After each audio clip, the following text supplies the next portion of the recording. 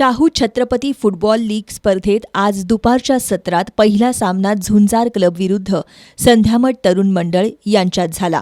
पूर्वार्धापासूनच झुंजार क्लबच्या समर्थ नवले, मसूद मुल्ला, शाहू भोईटे यांच्या खोलवरच्या चढाया वाया गेल्या. सामन्याच्या 23व्या मिनिटाला झुंजार क्लबच्या सुशांत पाटील यानं मैदानी गोल करून संघाला 1-0 अशी आघाडी मिळवून दिली. मध्यांतरापर्यंत संध्यामठ तरुण मंडळाला झुंजार क्लबच्या गोलची बरोबरी साधता आली नाही. उत्तरार्धात झुंजार क्लबनं आपल्या आक्रमक चढाया सुरू ठेवल्या.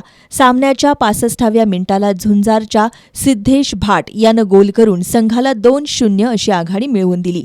सामन्याच्या 67व्या मिनिटाला सिद्धेश साठे यानं गोल करून झुंजार क्लबची 1 गोलनं आघाडी कमी केली.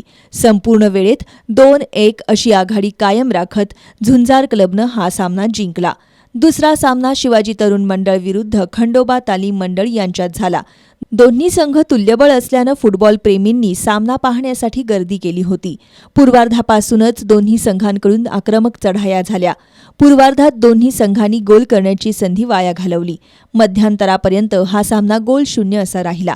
उत्तरार्धात खंडोबाच्या कुणाल दळवी, केवल कांबळे, संकेत जरग, संकेत मेढे, प्रभू पोवार यांनी केलेल्या खोलवर चढाया शिवाजीच्या खेळाडूंनी रोखल्या.